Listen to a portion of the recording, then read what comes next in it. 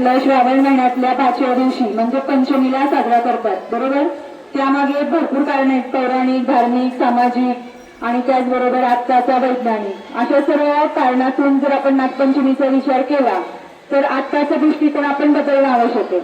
पुराणामध्ये असं म्हटलं जातं की श्रीकृष्णाने काल या नागाचं मर्दन केलं होतं आणि त्यानंतर तो यमुनेमधून बाहेर आला, तो याच दिवशी आला श्रावण पंचमीला.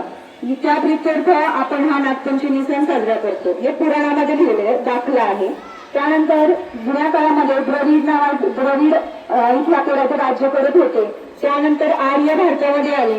द्रविड यांना नाग वंशाचं मानलं जात होतं आणि मग त्यांच्यामध्ये सुद्धा सतत संघर्ष होत होता. त्याचं संघर्ष हे मिटवण्याचं काम त्या काळामध्ये आस्तिक ऋषींनी केलं आणि मग त्याच्या प्रित्यर्थ किंवा तो आनंद व्यक्त करण्यासाठी नागपंचमी हा सण साजरा करण्यात येऊ लागला, असाही एक पुराणामध्ये दाखला आहे. त्याचबरोबर जर आपण सामाजिक बाजूने पाहिलं तर जुन्या काळामध्ये मानवी वस्ती खूप कमी प्रमाणामध्ये होती. मग प्रवास करायचा असेल तर आता जशा सुविधा आहेत तशा नव्हत्या. पायी प्रवास करावा लागायचा. मग पायी प्रवास बऱ्याचदा घनदाट जंगलामधून केला जायचा.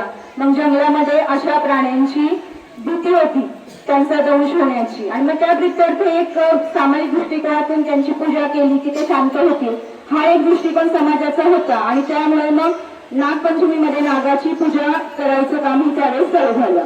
त्याच पद्धतीनं साप हा जो आहे की श्रावण महिन्यामध्ये श्रावणाचा सुरू व्हायला सुरुवात होते, शेतीची कामं करायला सुरुवात होते. मग बऱ्याचदा त्या वारुळामध्ये असं म्हणतात ना, नाग वारुळामध्ये राहतो. मग ज्यावेळेस त्या वारुळामध्ये पाणी जातं, पाणी गेल्यानंतर नाग बाहेर येतात आणि बऱ्याचदा असं होतं की मग नांगरणी चालू असली की ते नागाची पिल्लं किंवा नाग जे आहेत ते त्या खाली पुरवले जातात. त्यामुळे काही ठिकाणी बघा आजच्या दिवशी नांगर पुरवला जात नाही. त्याचंही कारण तेच की त्या प्राण्यांची शिकार होऊ नये किंवा प्राण्यांना कोणत्याही प्रकारची हानी पोहोचू नये. आणि मग सुरुवातीलाच नागाची पूजा केली जाते आणि नंतर मग शेतीची कामं आजच्या नंतर चालू होतात, म्हणून एक नागपंचमीचं पूजन केलं जातं. त्याचबरोबर त्याच्या बाबतीमध्ये काही कथा सुद्धा आहेत. नागपंचमीचं व्रत का करतात याच्या मागे एक पुराणाची कथा आहे. त्या काळामध्ये सत्यवती नावाची एक स्त्री होती, ठीक आहे. तिच्या वडिलांच्या घरी शेतीचं काम चालू होतं आणि मग नांगरणी करत असताना एका नागाची पिल्लं त्या नांगराखाली मेली गेली थोडक्यात. मग त्यानंतर इथे नागिन आल्यानंतर तिने पाहिलं की सगळी पिल्लं मेलेली आहेत. साहजिकच तिला राग आला. तिने स्वतः अशी प्रतिज्ञा केली की मी हा जो शेतकरी आहे याच्या सर्व वंशाला विनाश करून टाकेन, सर्व त्याच्या घरचे जे माणसं आहेत त्या सगळ्यांना मारून टाकेन, असा तिने विचार केला आणि तिने सगळ्यांना दंश केला. नंतर त्या नागिनीला असं कळलं, आता ही आख्यायिका आहे, खरी खोटी याच्यामध्ये आपल्याला पडायचं नाही, पण ही आख्यायिका आहे की असं दंतकथा आहे की जी मांडली जाते. मग त्या नागिनीला असं कळलं की त्या शेतकऱ्याची एक विवाहित अशी मुलगी आहे, ती दुसऱ्या गावाला राहते. मग आता तिला सुद्धा मारायचं होतं. मग नाग तिथे गेला. तिथे गेल्यानंतर मात्र ज्यावेळेस नागाने असं ठरवलं होतं की आता हिला दंश करायचा, पण त्याने ज्यावेळेस पाहिलं तेव्हा ती जी मुलगी होती त्या शेतकऱ्याची ती नागाचीच पूजा करत होती. तिने छानपैकी पाटावर नागाची आकृती काढली होती, त्यानंतर तिच्या पिल्लांची आकृती काढली होती आणि पूजन चालू होतं. आजच्या दिवशी नैवेद्य राहतात, कसं जर देतात देवाला, नागोबाला नैवेद्य लहानचं देतात माहिती ना, त्यांचं दूध देतात. मग हेच पूजन मध्ये तिथं चालू होतं.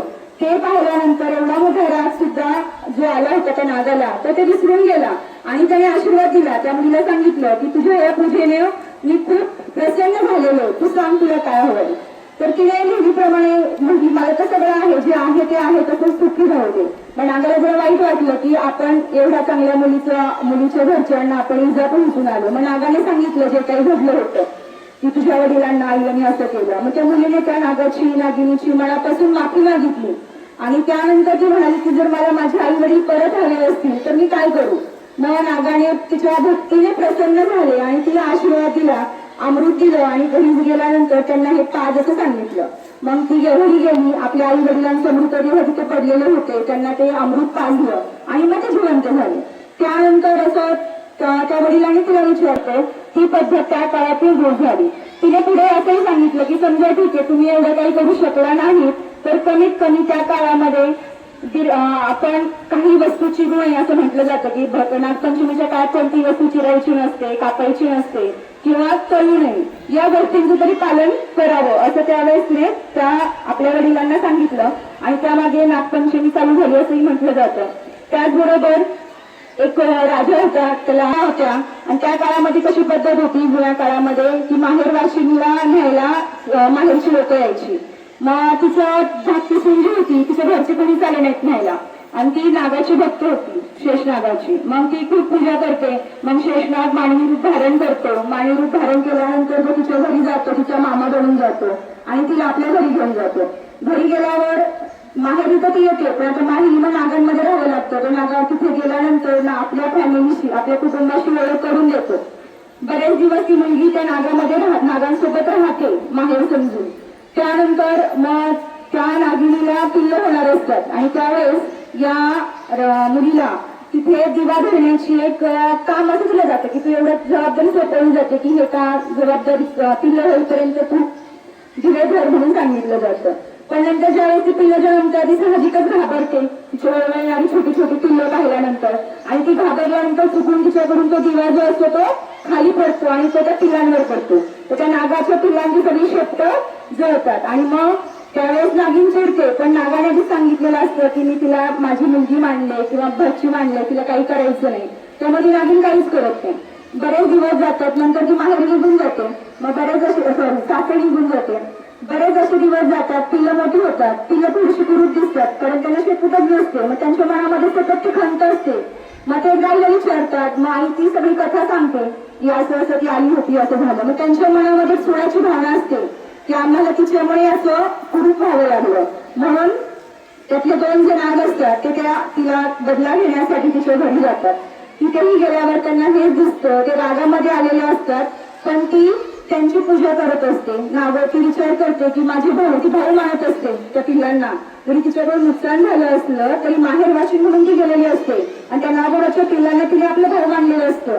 मग ती म्हणते की ठीक आहे, माझे भाऊ आज येऊ शकले नाही तरी सुद्धा मी त्यांची इथे प्रतिमा काढते आणि त्यांची पूजा करते आणि देवा तुला मागते की त्यांना दीर्घ आयुष्य लाभू दे.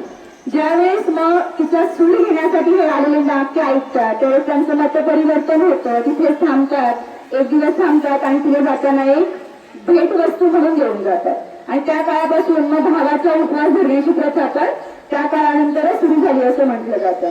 हे सगळं नागपंचमी बद्दल झालं. पण आताच्या काळामध्ये जर आपण असलो का नाग, मग काय खातो? नागाचा आहार काय? आवाज येतोय पण नीट येत नाहीये. उंदीर, बरोबर, उंदीर, पक्ष्यांची अंडी, असे छोटे मांसाहारी आहे. नाग जो आहे तो मांसाहारी प्राणी आहे. पण मग आपण पाहतो की बरेच जे गारुडी काय करतात, नागाला आणतात आणि दूध पाजतात. लोक कसं काय दूध पितो त्यांच्याकडून? जसं प्रत्येक प्राण्याला आपल्याला सुद्धा पाण्याची गरज आहे ना, तसंच त्या नागाला खूप दिवस उपाशी ठेवलं जातं, तहानलेलं ठेवलं जातं आणि मग त्याला बाहेर काढल्यानंतर त्याच्यासमोर पाणी नाही, काय ठेवतात? दूध ठेवतात आणि तो बिचारा पाणी समजून ते दूध पिण्याचा प्रयत्न करतो आणि मग आपल्याला असं वाटतं की नाग दूध पिला आणि नाग प्रसन्न झाला. पण खरं तर नाग जो असतो तो स्तनधारी प्राणी नाहीये. म्हणजे त्याची जी पचन संस्था आहे ती दूध पचण्यासाठी नाहीये, तो मांसाहारी प्राणी आहे. पण तरी सुद्धा जर तो पिला तर त्याचा परिणाम त्याला इन्फेक्शन होण्यामध्ये होतो आणि ते काय त्याच्यासाठी चांगलं नसतं. नाग, मण्यार, खुलसी आणि खुनस एवढ्या 4च जाती फक्त विषारी आहेत. बाकी ज्या जाती आढळून येतात त्या सगळ्या बिनविषारी आहेत, तरी सुद्धा आपण त्यांच्याबद्दल घाबरतो. त्यानंतर धामण जीवसृष्टीमध्ये सर्वात गरीब आणि ज्याला आपल्याला दया वाटावी असा प्राणी म्हणजे नाग आहे असं म्हटलं जातं. का? कारण त्याला हात नाहीत. आहेत का? पाय आहेत आणि कान पण नाहीयेत.